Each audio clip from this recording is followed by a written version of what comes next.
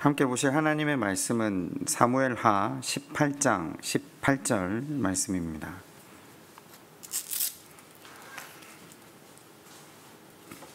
사무엘하 18장 18절 한 절 말씀을 우리 한 목소리로 읽도록 하겠습니다. 압살롬이 살았을 때에 자기를 위하여 한 비석을 마련하여 세웠으니 이는 그가 자기 이름을 전할 아들이 내게 없다고 말하였음이더라. 그러므로 자기 이름을 기념하여 그 비석에 이름을 붙였으며 그 비석이 왕의 골짜기에 있고 이제까지 그것을 압살롬의 기념비라 일컫더라. 아멘. 우린 지난 시간 사무엘하 16장을 통해서 압살롬의 구테타 당시에 쫓겨나는 다윗 그리고 그 주변 사람들을 살폈습니다. 모두 하나님을 믿는 사람이었는데 하나님을 어떻게 믿고 있는가를 살피며 우리도 모두 하나님을 믿는 사람인데 우리도 하나님을 어떻게 믿고 있는가, 우리의 모습을 여러 사람들 속에서 투영해 보는 시간이었습니다. 크게 나누면 두 부류로 나눠졌잖아요. 쿠데타로 인해 쫓겨가는 그 마당에 법궤를 들고 나아가려고 했던 제사장 그룹들, 그러니까 그들은 말씀을 맡은 자들이었고 하나님을 신뢰하던 사람들이었거든요. 그들에게는 법궤를 들고 가는 것이 내가 살고 나의 내일을 보장받는 길이라는 것을 철석같이 믿었잖아요. 그런데 법궤 자체가 문제가 아니라는 것을 그들이 몰랐던 거죠. 말씀을 맡은 자들조차 몰랐던 그 중요한 사실을 다윗은 자기에게 불어닥친 폭풍으로 인해 깨닫게 됩니다. 아, 법궤를 지금 들고 나가는 게 중요한 게 아니라 하나님 앞에 회개함으로 상한 심령으로 다시 나아가 하나님과 관계를 회복하는 것, 그것이 나의 내일을 보장받는 것이구나, 내가 사는 길이구나. 여러분, 다윗 당시 이스라엘 대부분의 사람들은 하나님을 섬겼잖아요. 겉으로 보면 하나님 중심으로 다들 살아가는 것 같지만 실은 자기 중심이었다는 것을 우리가 지난 시간 사무엘하 16장을 통해 살폈어요. 주일 설교를 통해서도 계속해서 지금 자기 중심, 그러니까 상한 심령의 반대말 교만. 그러면 자기 중심의 반대말은 이제 우리가 하나님 중심, 겸손, 상한 심령, 부흥, 항복, 여러 가지 단어가 이제 머릿속에 조금씩 더 확장되어 가시겠죠. 하나님 중심을 우리가 지난 시간 주일에 한번 살펴봤는데 제가 굉장히 간략하게 두 가지 부분으로 이야기를 한번 드렸거든요. 과연 하나님 중심은 좀 구체적으로 말하면 어떤 건가? 하나님의 시각으로 사람을 보는 거죠. 하나님의 시각으로 상황을 보는 거죠. 하나님이 어떤 시각으로 사람을 보십니까? 끊임없이 사람을 살리고 구원을 이루고 새롭게 하시는데 하나님의 시선이 목적이 있으시죠. 그래서 하나님이 인도해 가시는 그 상황이라는 것도 그 한 인생으로 하여금 참 생명을 얻게 하려고 그에게 가하시는 훈련, 때로는 구덩이, 고난, 복, 여러 가지가 있겠죠. 그걸 볼 수 있는 것이 하나님 중심이라는 표현을 드렸습니다. 그러면 하나님 중심으로, 그러니까 하나님의 시각으로 사람과 상황을 보는 게 왜 중요합니까? 이것이 성화이기 때문입니다. 이것이 우리의 생명을 구원을 이루어가는 길 위에 걸어가게 하는 제일 중요한 수단이 되기 때문이죠. 하나님께서는 우리로 하여금 끊임없이 하나님 중심으로 살게 하려 하시거든요. 우리가 하나님 중심 하면 굉장히 추상적인데 조금 이제 구체화해서 생각을 해보자는 거죠. 오늘 성경 속에 나오는 인물, 그러니까 하나님 중심으로 살지 않는 사람들, 그죠? 하나님은 믿는데 자기 중심으로 사는 사람들의 삶의 공통점을 한번 돌아보고 그들의 마지막도 한번 보는 시간이 되었으면 좋겠어요. 우리가 이제 16장을 가다가 보니까 지난 시간에도 만났고 오늘 다시 만날 사람이 아히도벨이라는 사람입니다. 제가 그 다윗과 요나단 설교할 때 요나단에 대해서 좀 깊이 있게 설교를 한 적이 있었거든요. 이스라엘에서 요나단만큼 신앙이 아름다웠던 사람이 없었다라는 것을 성경을 이제 조목조목 살펴가면서 참 그 다윗보다 어쩌면 더 하나님 중심, 말씀에 자기의 삶 전체를 던졌던 사람이 요나단이라는 걸 우리가 한번 살폈잖아요. 근데 오늘 다시 이 말씀을 들여다보면 아히도벨 또한 굉장한 신앙인이었다는 사실을 발견하게 됩니다. 그런데 겉으로는 굉장한 신앙인이었는데 이 사람이 하나님 중심으로 옮겨가지 못한 신앙인이었을 때, 하나님 중심으로 옮겨간 요나단 같은 경우에는 자기 삶 전체를 하나님께 의탁함으로 나아가잖아요. 그런데 하나님 중심으로 옮겨가지 않은 사람들은 끝까지 자기 중심, 자기 생각, 자기 기준으로 가고 있다는 걸 아히도벨이 그것을 대표해서 보여줍니다. 여러분 아시다시피 아히도벨은 이스라엘 역사상 가장 지혜롭다라고 정평이 난 사람입니다. 다윗의 모사로 기록이 되어 있는 사람이죠. 그가 왕 곁에서 조언한 내용들로 인해서 나라의 정책들이 세워졌고요. 국가는 물론이고 백성들도 그를 통해서 얻은 유익이 상당했습니다. 얼마나 그를 신망했던지 이스라엘 국민들조차 그가 압살롬 곁에 서니 이스라엘의 왕이 바뀌었구나라고 신뢰할 정도로 아히도벨의 명망은 높았습니다. 그런데 아히도벨이 하나님 중심으로 살았다고요? 자기 중심으로 살았다고요? 자기 중심으로 살았다라는 걸 이제 성경이 강조하고 있는 거죠. 탁월한 그의 지성과 판단 아래에서는 다윗은 저물어 가는 별이고 압살롬은 떠오르는 태양 아닙니까? 근데 이 아히도벨이라는 사람은 그런 생각도 했던 것 같아요. 자기가 어느 편에 서면 어떤 사람도 왕으로 세울 수 있다. 워낙 지혜로우니까요. 이 사람이 제일 먼저 시도한 건 이스라엘은 신정국가잖아요. 백성들에게 이제 압살롬의 정통성을 이야기할 때 반드시 하나님 그분의 선택, 또 다윗을 향한 심판 이런 것들을 설득해야 되거든요. 얼마나 이스라엘 백성들에게 그 다윗의 죄, 하나님이 그를 향한 저주를 이야기했던지 시편을 읽어보시면요, 이 다윗의 고통을 계속해서 나열하는 데 보면 이스라엘 백성들이 자기로 하여금 하나님께 저주받았다라는 이야기들을 계속 다윗이 듣고 있는 부분들을 많이 대하게 됩니다. 하나님께서 그를 심판하셨다. 그 중심에 아히멜렉이 있었습니다. 아히도벨이 있었습니다. 여러분 한번 제가 질문해 봅시다. 하나님의 시선으로 사람을 본다면요, 누군가는 반드시 심판당해야 된다, 저주받아야 된다라고 이야기를 할까요? 아니면 하나님이 그도 새롭게 하시기를 원하신다라고 이야기를 할까요? 저는 지금 징계도 필요 없고 죄를 들추어내는 것도 안 되고 무조건 사랑하자 이 말은 아닙니다.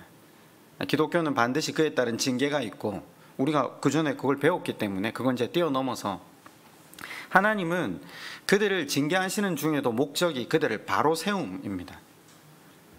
답이 안 나오는 인생을 결코 포기하지 않는 분이 하나님이시잖아요.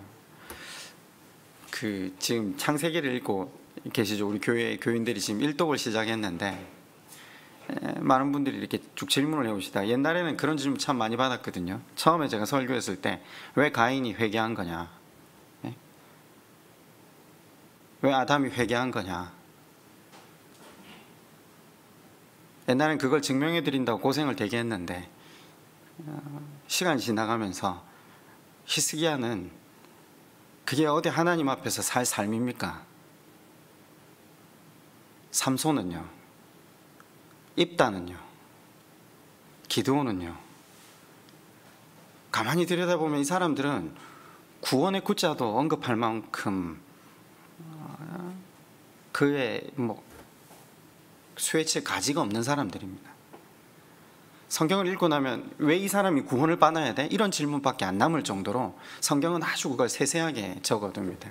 주일날 언급했듯이 아브라함 같은 사람은 그 보세요. 그 하나님의 능력을 그렇게 체험하고도 다시 아내를 팔아먹고 천연덕스럽게 믿음의 사람인 양 자기의 겉모습을 지키려는 그 추태를 반복하는 인생들.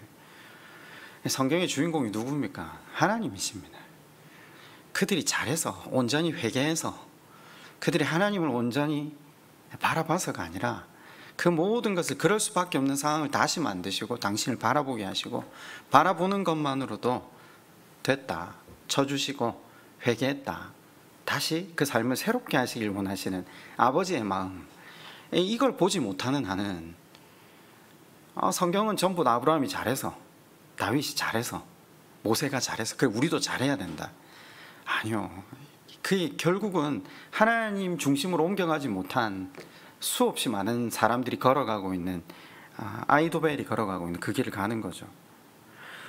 세상에서 제일 똑똑한 게 아이도벨입니다. 그렇지 않습니까? 자기 딴에는 다윗은 반드시 심판받아야 되는 사람입니다. 저런 사람이 왕이 되면 안 됩니다. 쉽게 말하면요. 저런 사람이 저 왕자를 계속해서 지키고 있으면 안 됩니다. 여러분, 그런데 그 이전에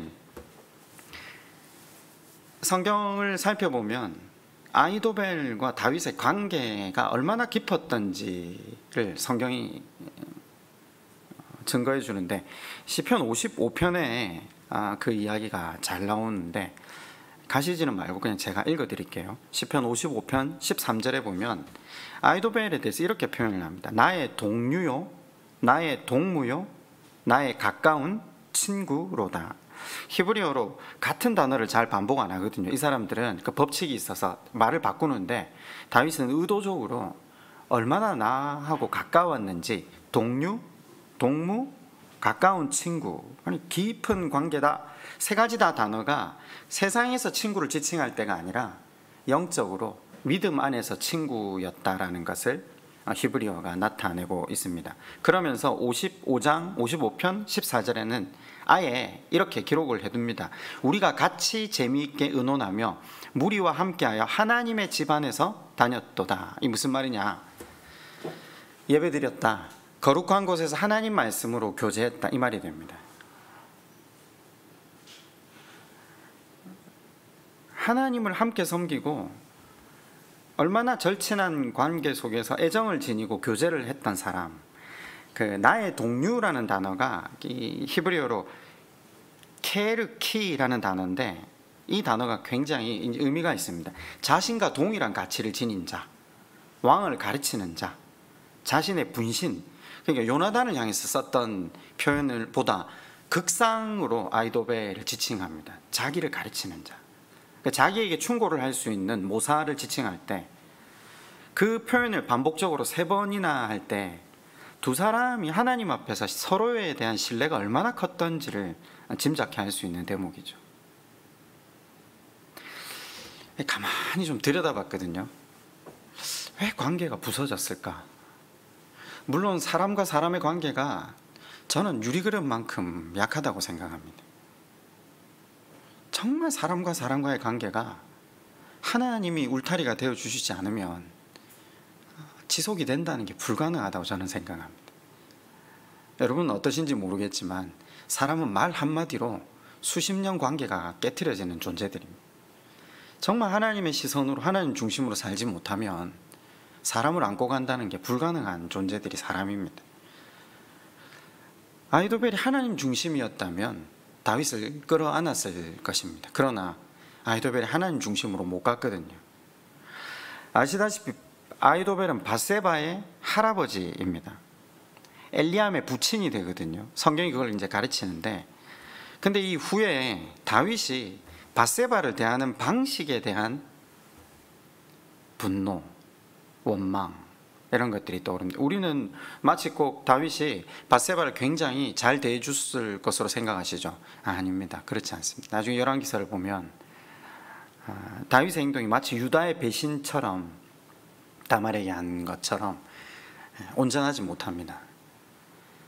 그 배신을 향한 아이도벨의 심판이라고 성경학자들은 입을 모으는데 자기가 볼 때 이건 용서할 수 없다라고 되는 거죠. 그 분노가 압살롬의 쿠데타를 통해 열매를 맺고 있다라고 이어지기도 하는데, 저는 어찌됐든 아히도벨이 신앙이 굉장히 깊은 사람이라는 것에 틀림이 없죠. 왜냐, 당대의 신앙의 최고봉이 누굽니까? 제가 아까 왜 제사장들과 다윗을 언급했냐면요, 말씀을 맡은 제사장들조차 못 보는 하나님의 그 깊은 이해를 다윗이 가지고 있었거든요. 그런 사람이 자기와 같은 존재라고, 자기와 같은 하나님에 대한 이해를 나누고 그 하나님에 대한 이해를 바탕으로 하나님을 함께 섬겼다라고 동급에 놓고 자기 위에 놓아서 자기에게 충고를 해주고 자기 인생을 이끌어줄 사람으로 자기의 마음 같다라는 표현으로 아히도벨을 지칭하고 있기 때문입니다. 아히도벨이 얼마나 대단한 하나님에 대한 지식을 가지고 있었을까? 누구보다 하나님을 잘 믿었을 겁니다. 그런데 중요한 건 하나님 중심으로 옮겨가지 못했다는 겁니다. 상한 심령이 되지 못했다는 겁니다. 자기를 부인하는 자리로 나아가지 못할 때 결국 하나님 중심으로 살아가지 못한다는 건요, 하나님의 시선으로 사람과 사건을 못 본다는 것이지 않습니까? 하나님 중심이 아닌 사람의 손에 말씀이 있으면 결국 율법주의로 사용되기 마련입니다. 아히도벨은 하나님 말씀을 무기로 다윗의 죄를 심판하는 자리로 나아가는 거죠. 바꾸어 말하면 하나님의 자리에 앉은 거죠.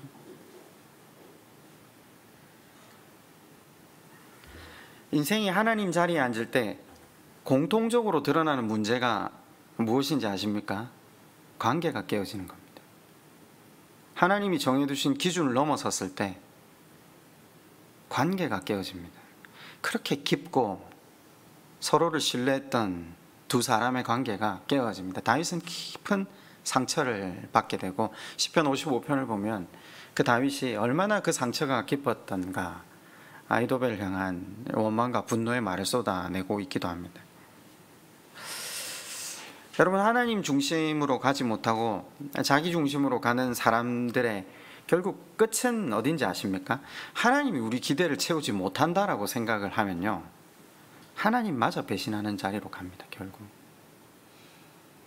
그렇잖아요. 유대인들이, 바리새인과 서기관들이 자기가 그렇게 하나님 중심으로 살았는데 자기가 생각할 때는요, 예수님이 와서 아니라고 하니까 예수님을 배신하잖아요. 십자가에 못 박아 버리잖아요. 아히도벨은 하나님을 믿는 사람이었지만 자기를 위해 사는 사람이었습니다. 자기 중심으로 사는 사람이었습니다. 다윗을 심판하려고 사무엘하 16장 20절에 이렇게 이야기합니다. 한번 가보시겠습니까? 압살롬이 아히도벨에게 이르되 너는 어떻게 행할 계략을 우리에게 가르치라 하니 아히도벨이 압살롬에게 이르되 왕의 아버지가 남겨도 왕궁을 지키게 한 후궁들과 더불어 동침하소서. 그리하면 왕께서 왕의 아버지가 미워하는 바 됨을 온 이스라엘이 들으리니 왕과 함께 있는 모든 사람의 힘이 더욱 강하여지리이다 하니라.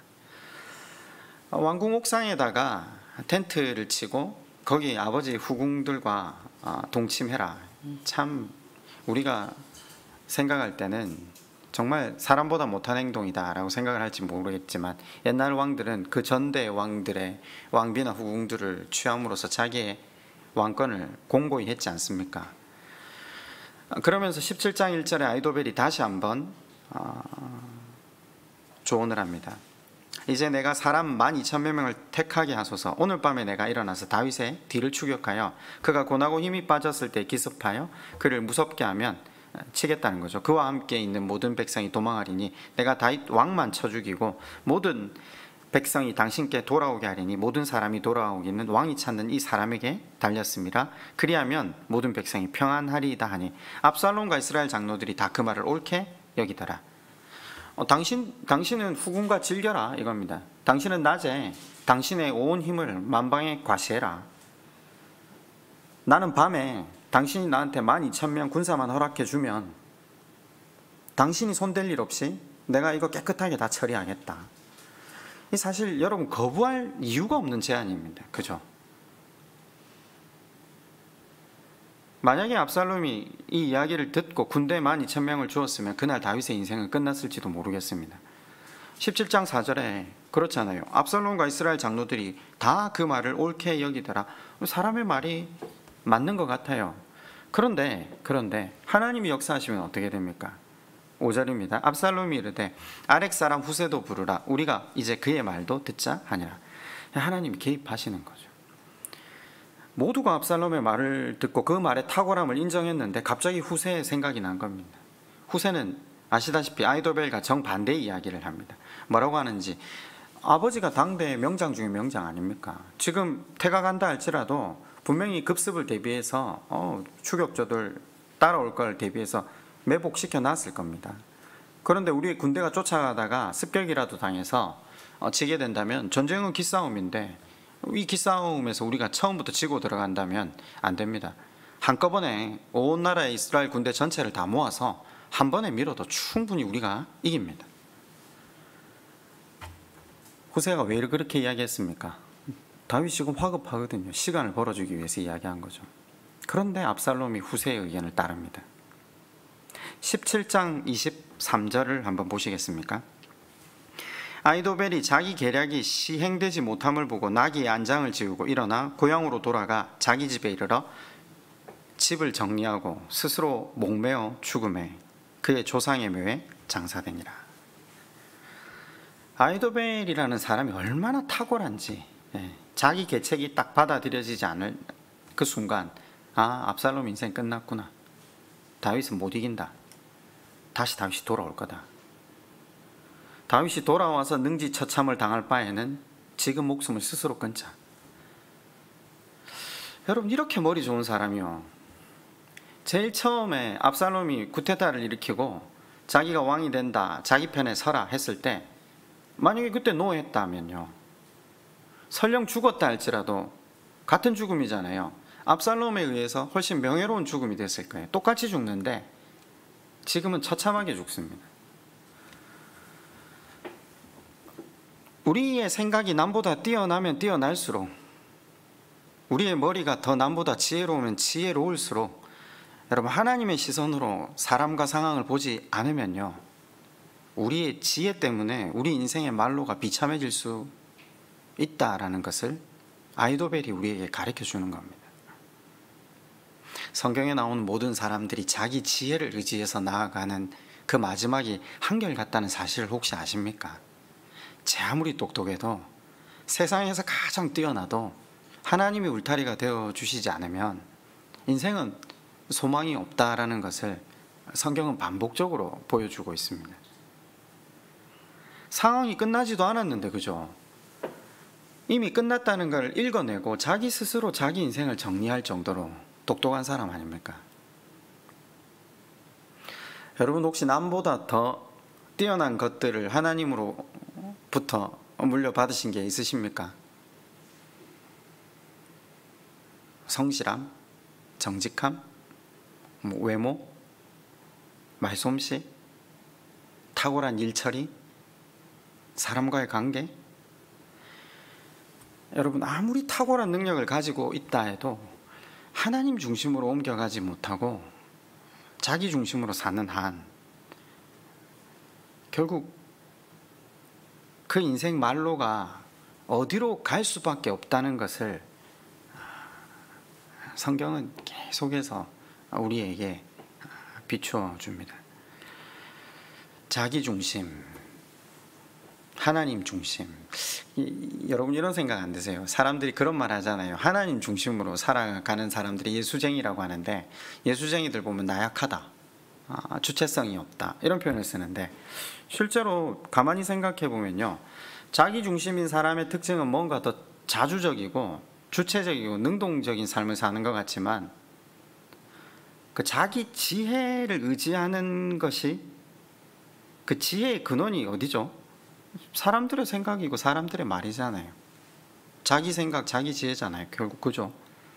그러면 자기 중심적인 사람들의 특징은 결국은 세상의 시류거든요.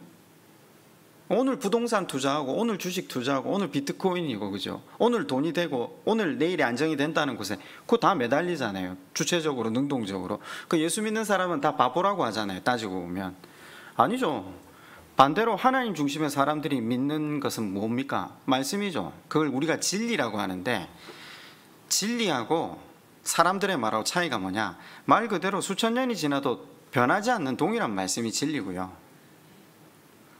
그래서 주체성이 없다, 너무나 의존적이다, 사람들은 말하지만 아니죠. 이게 훨씬 더 능동적이죠. 훨씬 다이나믹하지 않습니까? 왜냐? 말씀에 순종하며 사는 게 너무 어려워요. 이건 거의 목숨을 거는 거거든요. 굉장히 다이나믹해요. 세상의 계산대로 하면 반드시 망해야 돼요.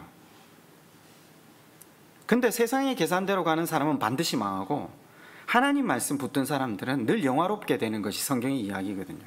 왜냐? 하나님 도우시기 때문에.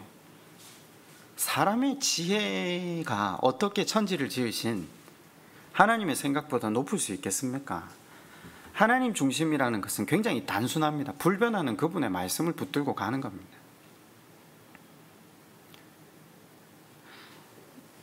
같은 시국에 서 있던 이스라엘 사람들은 대부분 자기 중심, 그러니까 세상의 시류, 사람들의 생각을 훨씬 중요하게 여겼습니다. 그래서 이 17장 이하에 보면 도망가는 다윗을 아무도 돌아보지 않습니다. 오히려 도와줬다가 무슨 일을 당할지 모르니까 저무르는 태양인 다윗을 아무도 상대하지 않습니다. 그때입니다. 17장 27절을 한번 가보시겠습니까? 다윗이 마하나임, 이게 마하나임이라는 게 요단강 서편이거든요. 그러니까 예루살렘을 떠나서 변방으로 들어간 거죠.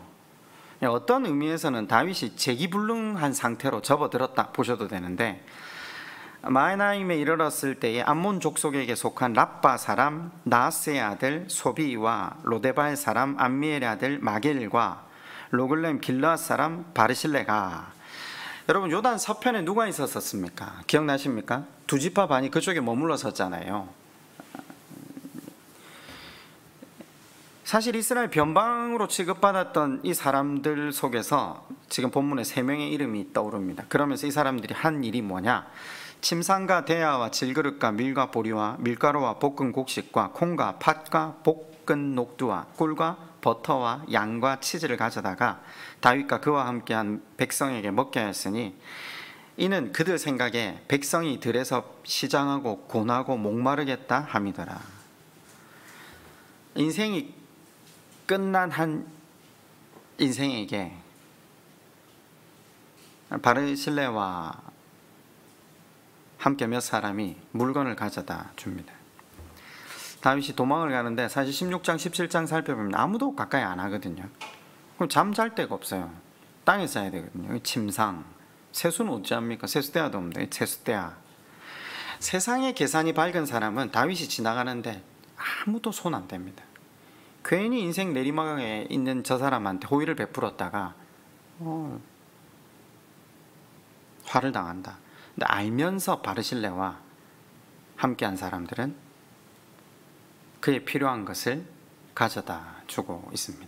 이스라엘 변방에서는 우리가 볼 때 신앙이 없는 사람들이라고 보이는 이 사람들은 오히려 사람을 살리는데 자신의 인생을 드리고 있다는 걸 굉장히 대조적으로 보여주는 장면이기도 하죠.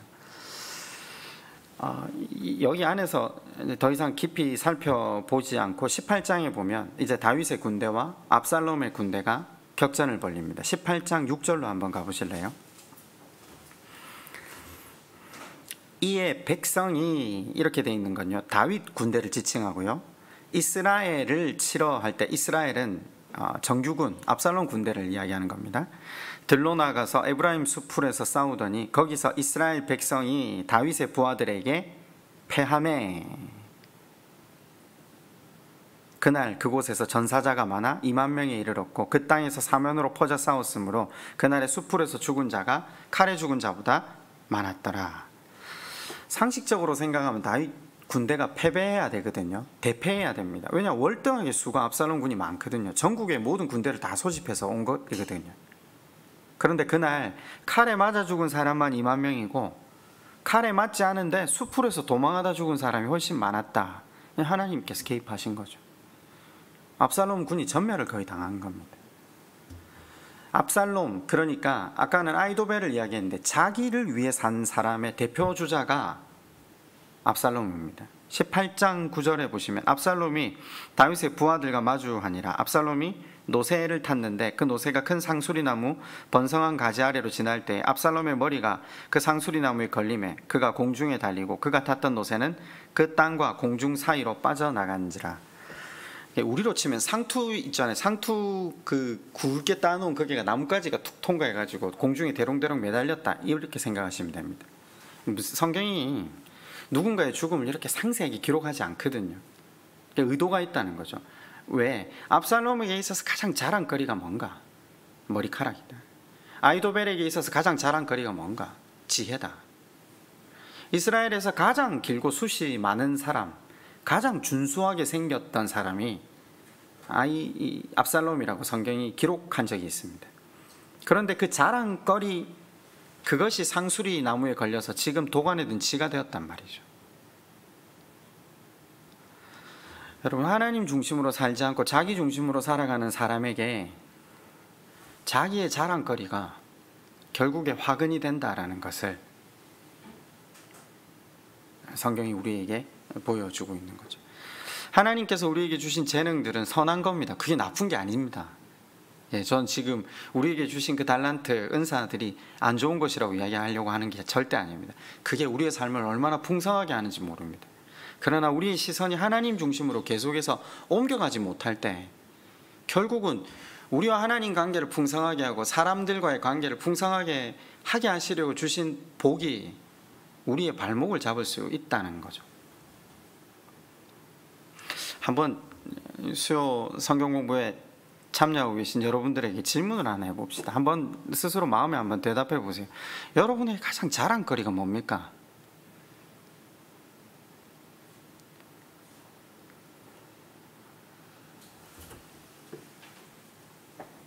제가 옛날 같으면 제가 서슴없이 축구라고 이야기를 했을 건데 지금은 무릎이 상하고 나서 소망이 없어져서 그걸 말 못하겠고, 축구라고 해도 아마 교인들 중에 한 3분의 2가 비웃을 것 같아서.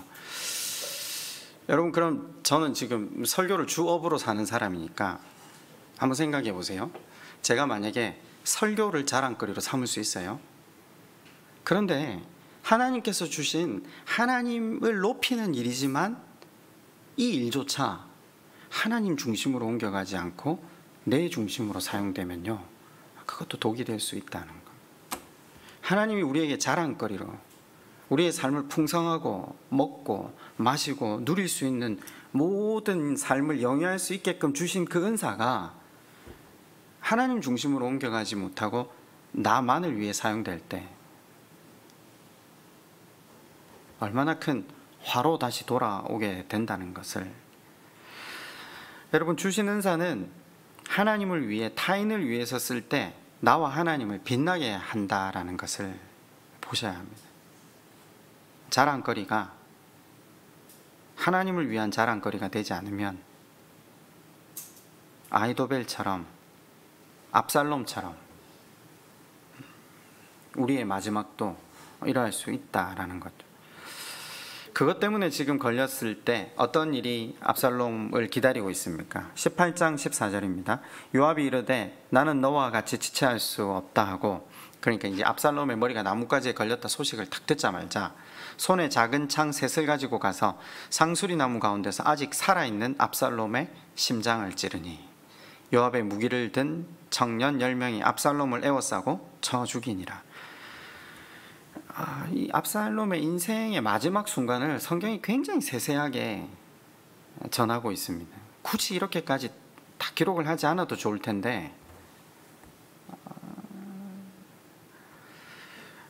그러면서 마지막 17절에 이렇게 표현합니다. 그들이 압살롬을 옮겨다가 숲풀 가운데 큰 구멍에 그를 던지고 그 위에 매우 큰 돌무더기를 쌓으니라. 온 이스라엘 무리가 각기 장막으로 도망하니라.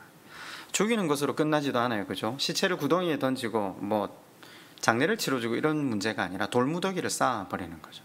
그러면서 18절, 오늘 우리가 본문으로 삼아서 읽었던 우리가 이제 마지막으로 볼 18절은 굉장히 이 돌무더기와 압살롬 자신이 자기를 위해서 행했던 일을 대비하면서 끝나고 있죠. 18절이 뭐라고 합니까? 압살롬이 살았을 때 자기를 위하여 한 비석을 마련하여 세웠으니 이는 그가 자기 이름을 전할 아들이 내게 없다고 말하였음이더라. 성경을 나중에 읽으시다 보면요, 분명히 이 질문이 있을 것 같아서 한번 미리 답을 드리는데, 기록을 이렇게 보다 보면 압살롬의 족보를 보다 보면 아들 둘이가 있어요. 예? 근데 왜 지금 없다고 하죠? 아마도 이제 학자들은 빨리 죽었을 거라고, 단명했을 거라고 지금 생각을 하거든요. 그러므로 자기 이름을 기념하여 그 비석에 이름을 붙였으며 그 비석이 왕의 골짜기에 있고 이제까지 그것을 압살롬의 기념비라 일컫더라. 자기가 얼마나 탁월한 사람인가를 강조하기 위해서 예루살렘 근처에 압살롬 자신이 스스로 세운 허영의 기념물입니다. 그러니까 이 두 개의 기념물, 돌무더기와 자기가 세운 자기 기념비가 평행을 이루면서 가는 거죠. 압살롬 인생의 무가치함을 나타내는 기념물로 돌무덤, 자기를 위하여 지은 허영의 기념물, 기념비.